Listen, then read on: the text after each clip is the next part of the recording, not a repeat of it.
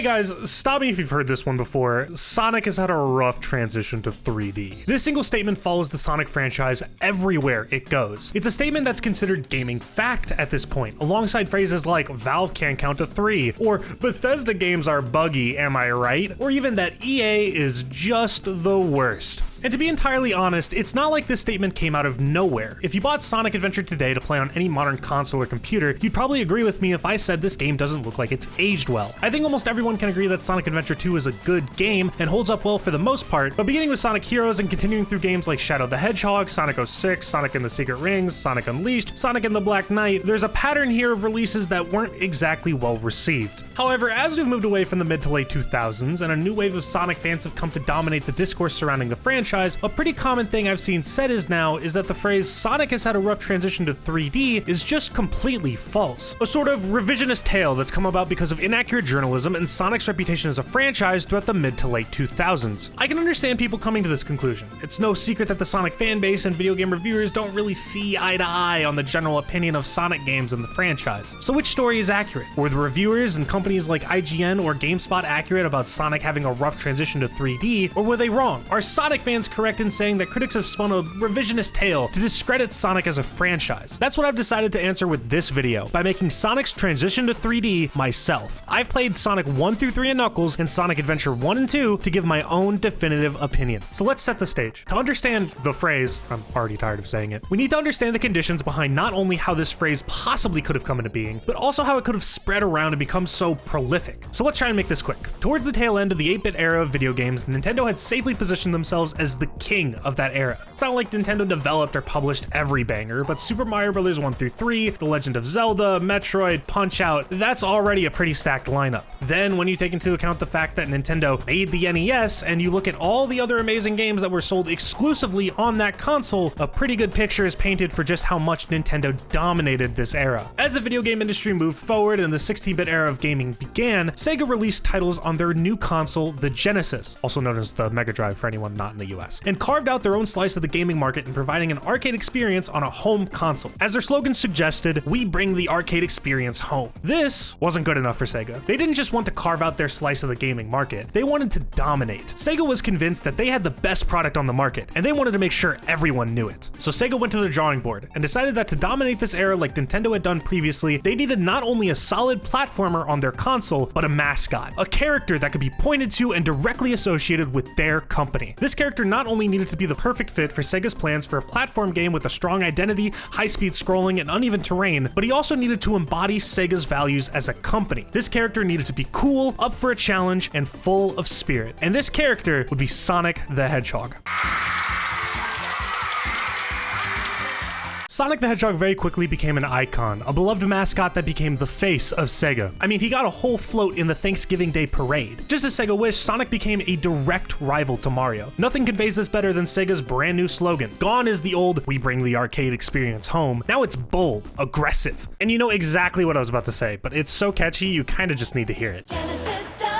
16-bit arcade graphics. You can't do this on Nintendo. Genesis does. 16-bit arcade action. You can't do this on Nintendo. Genesis Does. Genesis Does. Genesis Does. Genesis Does. Genesis does. What Nintendo don't. It's incomparable to the relationship these two mascots have now. There was no Sonic and Mario at the Olympic Games. These guys wanted each other dead. Why can't it be more like that nice boy Mario?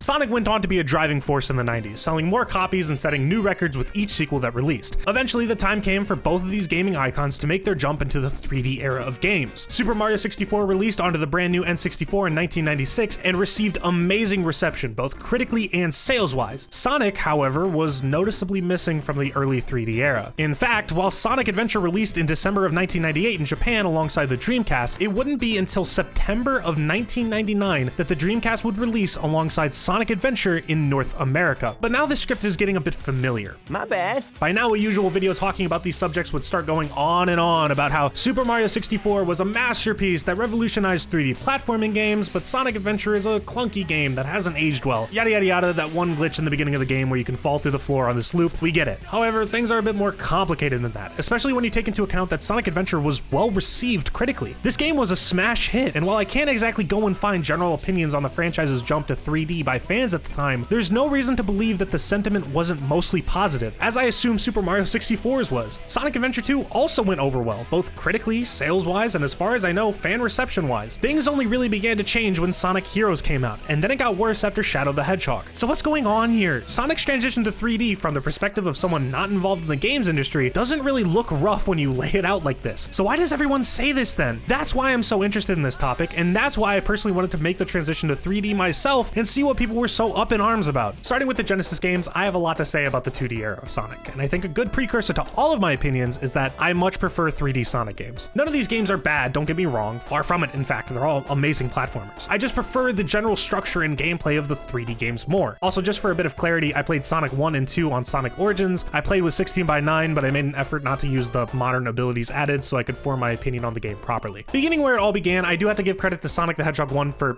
starting the whole franchise, but otherwise there's really no reason to go back and visit this unless you're really curious about what the first Sonic game is like. Again, the game isn't bad at all, but it is outclassed in basically every metric by Sonic 2. People before me have said this, and people after me will probably say this as well. Sonic 1's pacing is kind of the culprit that makes this entire thing pretty boring and kind of a slog to get through. Green Hill Zone, which is the first stage in the game, is the best stage, hands down, for this game. Everything else is either alright at its best or it's Labyrinth Zone, which, by the way, fuck this stage for having 3 full acts of underwater bullshit. See, the way stages work in Sonic games is they're usually split up into 2 acts. However, Sonic 1 is unique for having 3 acts in every stage, with Act 3 usually including a boss battle at the end. And that sounds fine until you're 20 minutes into spending time in Labyrinth Zone. These stages aren't built for time equally, and all of the ones that stay around for much too long just so happen to be the ones that are the slowest and most boring. This is why Sonic 2 is the better experience. I'm talking better pacing, better stage design, better special stages. It's got the spin dash, it's got Tails, hell, it's got better music. Casino Night alone clears 90% of Sonic 1's OST.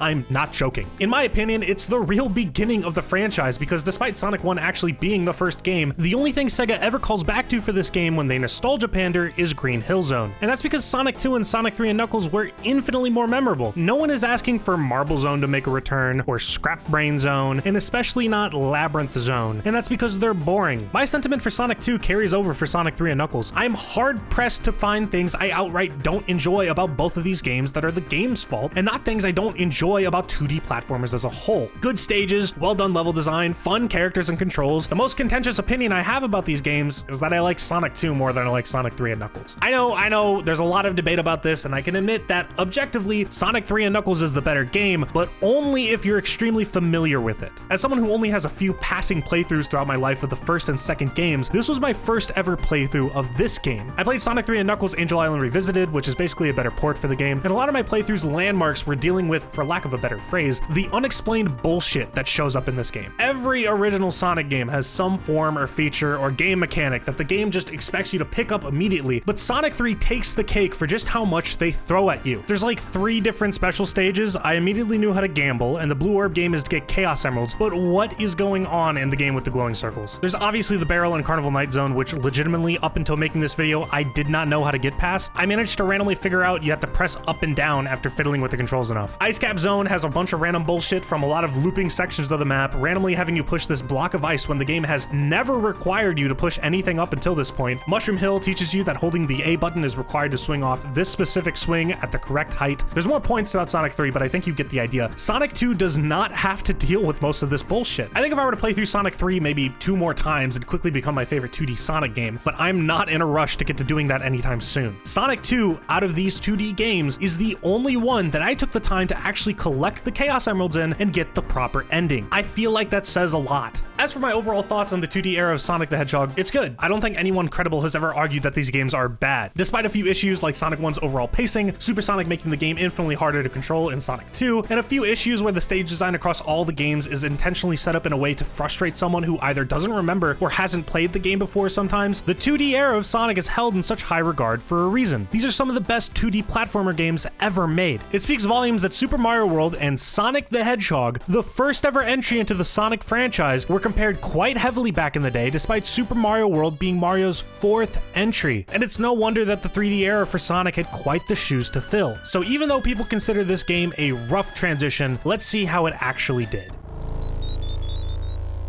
This game is fucking insane, and not in a bad way. The intro is so over the top, and I can't play all of it for the sake of brevity, but you have to at least experience some of it.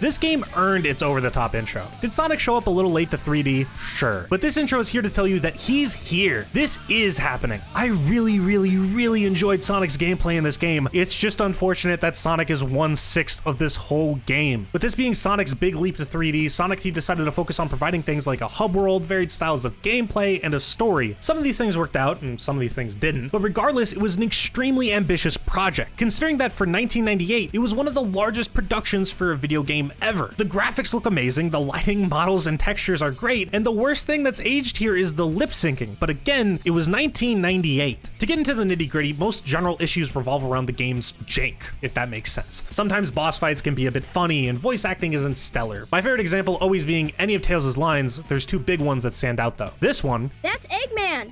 I wonder what happened to Sonic." and one of Tails' last lines. "All's well that ends well, right?"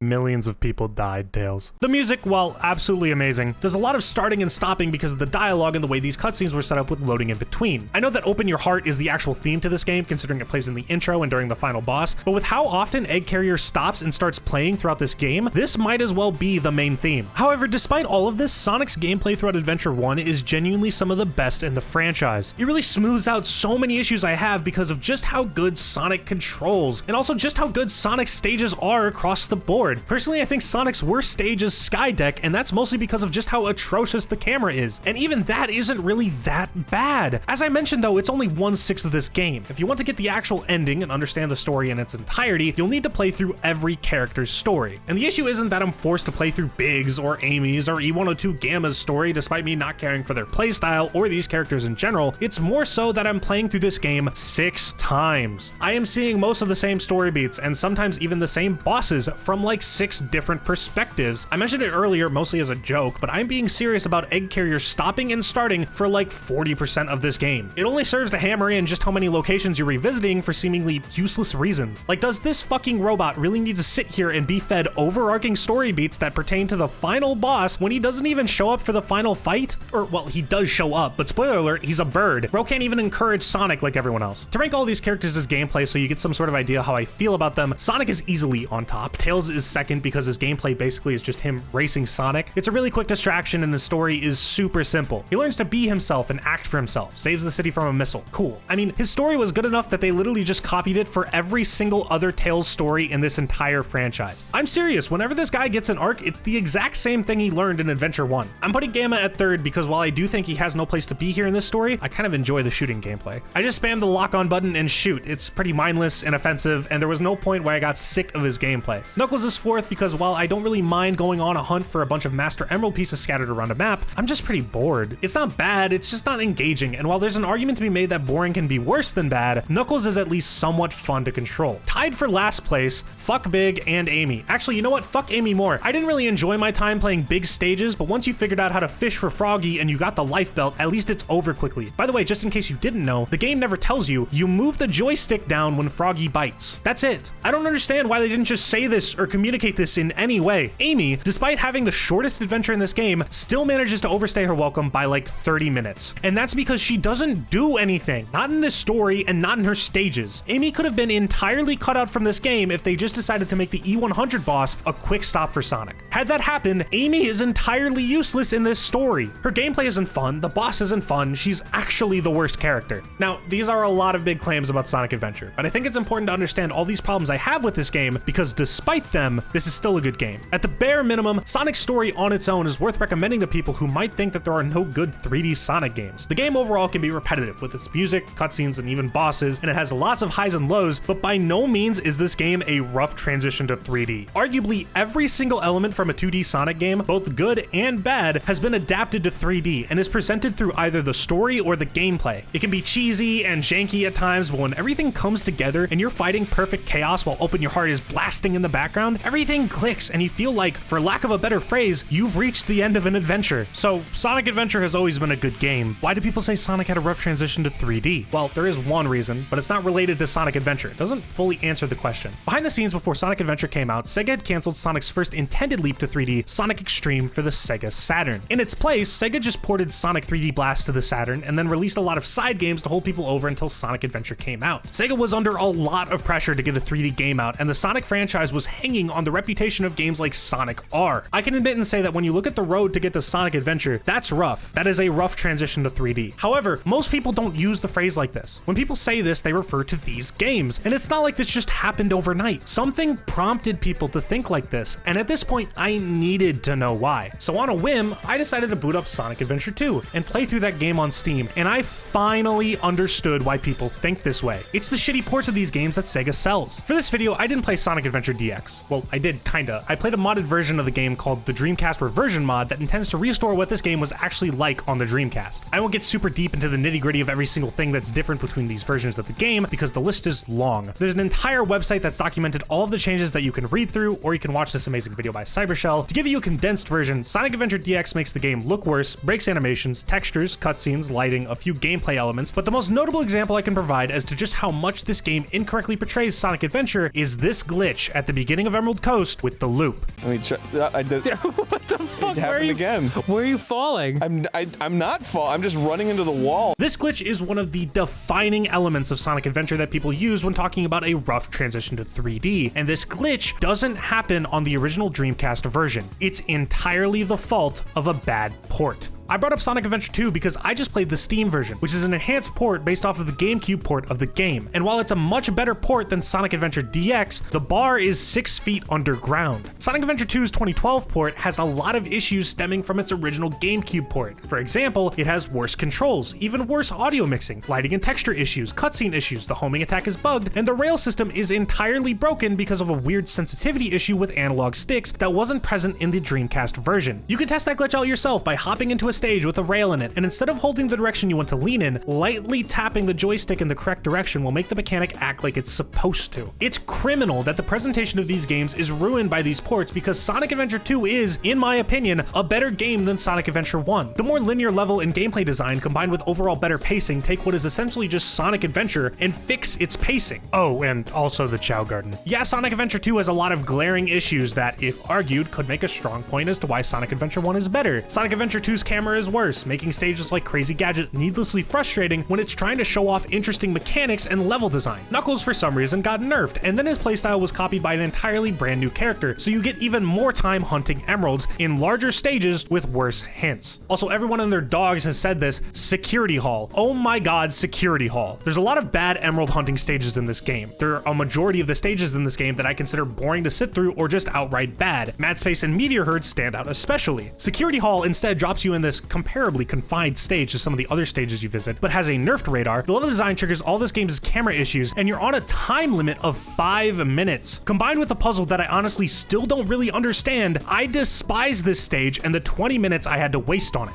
Depending on how you feel about Sonic Adventure's hub worlds, they're gone, so get used to that. The upgrade system is really weird because there are upgrades in this game that are sometimes required, but some of them are just optional despite being so incredibly useful that it's stupid not to make them required. Knuckles' segment in this final story comes to mind because I got to this part of the game and thought, man, this is really annoying. I wonder why they made Knuckles' section so annoying. And then I found out it was only annoying because Knuckles has an optional upgrade found in one of his worst emerald hunting levels that lets you breathe underwater. It was such an inconvenience for me to try and beat this section without that upgrade that I just looked up someone glitching through the floor and beat the level that way, because I could not be asked to spend the time as Knuckles underwater. Also, why even let me get this far on Mission Street while missing the hover upgrade when this upgrade is required to complete the mission? Did they really believe no one was going to be able to run across this bridge in time? And yet through all of those negatives, Sonic Adventure 2 is above Sonic Adventure for me because of better stages, better pacing, and you know what? Better music. Everyone knows City Escape, but Radical Highway, Metal Harbor, Green Forest, Shadow's theme. Hell, I think the only redeeming quality of Security Hall is that all of Rouge's music is a great listen, and that kind of numbs the pain of looking for these stupid emeralds. Yeah, the music can get really corny in a bad way. Listen to Pumpkin Hill. But that goes the other way as well, where it's so corny that you kind of just go, okay, you know what? He is the Eggman. He does have the master plan. Also, debate in the comments all you want. Live and Learn is a better theme than Open Your Heart. Sorry.